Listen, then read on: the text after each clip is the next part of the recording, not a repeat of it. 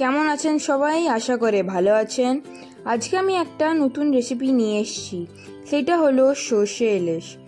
আশা করি আপনাদের ভিডিওটা কিন্তু খুবই ভালো লাগবে, আর ভিডিওটাকে একদম স্কিপ করবেন না, লাস্ট পর্যন্ত দেখবেন।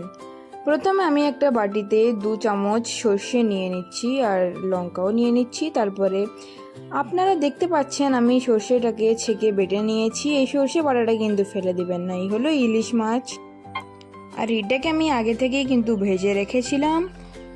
তারপরে তেল ঢেলে দিচ্ছি গরম কড়াতে, সর্ষে ফোড়ন দিয়ে দিচ্ছি, আর এখন এই সর্ষে বাটাটাকে ঢেলে দিচ্ছি। ভালো করে মাখাবেন। আমি ওগুলোকে বেশ খানিকক্ষণ একটু লাড়াচাড়া করে মাখিয়ে নেব। তারপরে এই লঙ্কা পাউডার ঢেলে দিলাম, একটু হলদি পাউডার, তারপরে একটু ভালো করে মিশিয়ে নিতে হবে।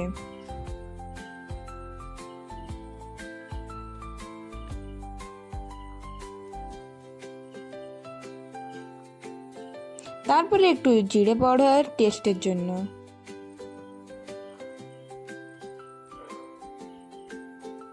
খানিকক্ষণ লাড়াচাড়া করার পরে জল দিয়ে দিচ্ছি।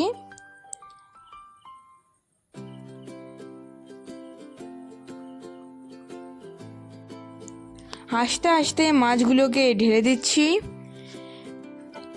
মাছগুলো ভালো করে তরকারিটাকে অ্যাবজর্ব করে নিবে। বিশ্বাস করুন, খেতে কিন্তু খুবই সুস্বাদু হবে।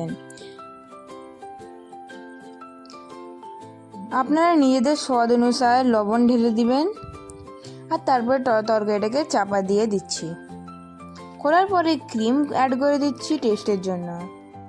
এইটা কিন্তু অপশনাল, আপনারা চাইলে দিতেও পারেন আর নাও দিতে পারেন, কিন্তু অত কিছু আঘাত হবে না। তারপরে ভালো করে লাড়াচাড়া করে নিচ্ছি। তারপরে একটু লঙ্কা দিয়ে দিচ্ছি। আশা করি আপনাদেরকে এই রেসিপিটা ভালো লেগেছে। বাড়িতে অতিথি কিংবা বন্ধুবান্ধব এলে কিন্তু নিশ্চয়ই বানাবেন। আপনি যদি ভিডিওটা লাস্ট পর্যন্ত দেখেছেন তাহলে খুব ধন্যবাদ জানাচ্ছি। আমার ভিডিওটা নিশ্চয়ই শেয়ার করবেন, লাইক করবেন, আর নিশ্চয়ই কমেন্ট করে আপনাদেরকে কেমন লাগলো আমার চ্যানেলটা অনুরোধ করে নিশ্চয়ই সাবস্ক্রাইব করে দেবেন। আপনাদেরকে অনেক ধন্যবাদ জানাচ্ছি। আর একটা নতুন ভিডিওটা দেখা হবে।